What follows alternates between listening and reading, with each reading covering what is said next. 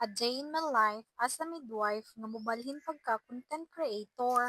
Isura mangitag kwarta oy. For today's video mga jay, ato sa ningpungan atong Jumega nga gwapa. Hayhan ato sugdan ng tanan magpagwapa sa ta. Kani akong Jumega problemado ra kayo niyang pimple mark. Bahala na imong pimple mark jay oy, basta gwapa lagi ka. No to bashers ha, wala mo kabalo unsa may oras ani nagpagwapa. So kada sugod sa among shift kung ganahan ni sila magpayo sila ang buhok, akong i-braid ang ila ang buhok. Daghan ni sila magpa-braid nila ang buhok. Ganahan pud ko kay wala naman nagamit ang ato ang skills ani cherries. Kay akong anak dili man magpa-braid kay dinalaga style naman iya ha. So diri na lang ta sa atong Jumega. Malipayan kay ni akong Jumega diri, mao gini akong ganahan niya kay sige rang gangisi. Basta kini akong kauban, automatic andam ang haplas sa panuton gyud ta. Braid ra gyud atong madawg-dawg gani nila kay mga dagko naman ni silang kagwang. Pero galisod ko na iyang buhok ay kay masukol, kusog kay manipa. Una gibuhat na ko siyang buhok katub itong paibabaw nga braid, dili tong pailalom. Basta i-comment ninyo kung unsay ngalan ato kay dili ko ka-search karon kay wala may internet.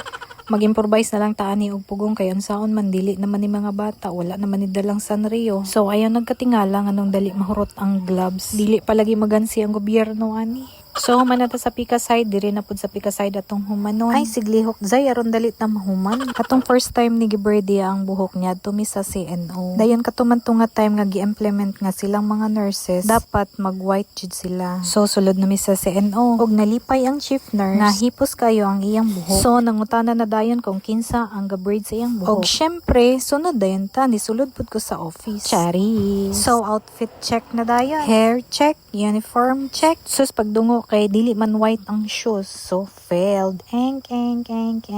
So wa kapasay ang Crocs kay mocha man ang color, dapat white man ang color. So napunta na pud nako ang outfit check. Failed tanan kay dili mao ang color nga akong gisuot. Kay dapat emerald green ang akong gisuot kay fruit green. Init man gud ang emerald green nako, so dili jud siya nako suoton. So niana na lang ko nga mag-order ko sa Shopee. Og imbis na uniform ang akong ordero nang among gi-order kay Crocs na white. Og mao to same og Crocs. So, lunchtime. So, human naman tag-suroy-suroy para sa mga dextrose na wala mitulo, nagklag, naglik, og natangtang. Maniud to pod ta, oy. Gutmon baya pod me. Tao rabya pod me. Gutmon, mukaon, mabusog, mobalik sa trabaho, cherries. Nighttime nga busy kaayo, dugay jud ta makapaniud to. Maabtan jud og alauna or alas 2. Pero napoy time nga relax ra pod. Ingon nga sila, walay trabaho nga dili kapoy. Mao nang dire ra gyud ta sa kaon mo bawi. Kay kaon ra jud among kalipay paghuman sa mga kakapoy. Kay mao man nga trabaho nga atong gipili, mao nang laban lang, bahalag walay kalaban. Og human ta tagkaon, hurot jud nato ang ato ang balon. Kay ang sudan giniling man. Tabi-tabian ra gud ang atong pagkaon, oy mahuman ra man jud ta. Human na ang lunchtime, merienda time na pod. So mao lagi na akong giingon nga kaon ra mong kalipay. Kuyaw kaayo nig merienda kay manok jud ni. Na may chicken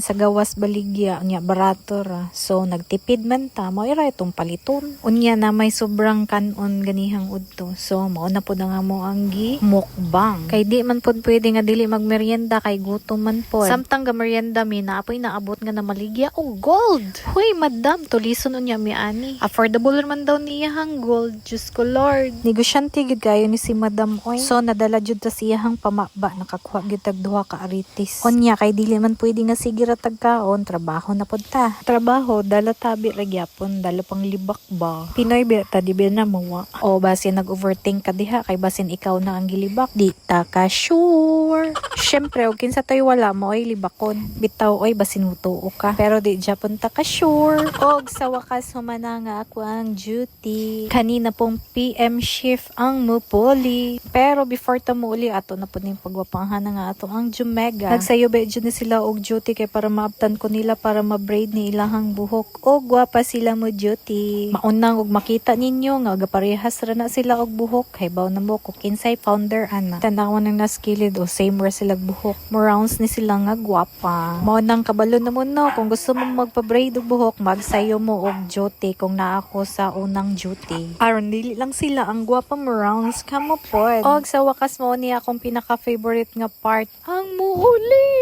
Og bye guys, please like and share.